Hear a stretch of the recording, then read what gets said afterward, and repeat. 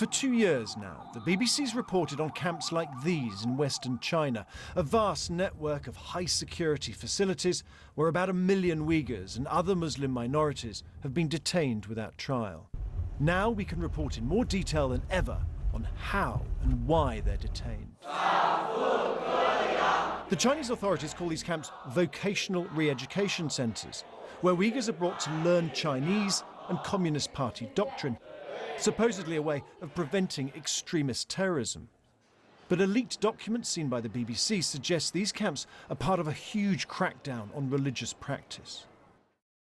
The 137-page spreadsheet sets out in huge detail why more than 300 Uyghurs from one particular county in Xinjiang province were considered for detention.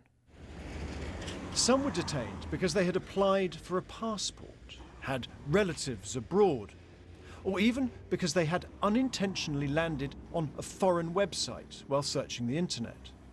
Others were held because they used to grow a long beard, or used to wear a veil. Others because they had a minor religious infection. The document was passed on to Asia Abdullaheb, a Uyghur exile living in Amsterdam, who decided to make it public. Of course I am worried about the safety of my relatives and friends, but if everyone keeps silent because they want to protect themselves and their families, then we will never prevent these crimes being committed.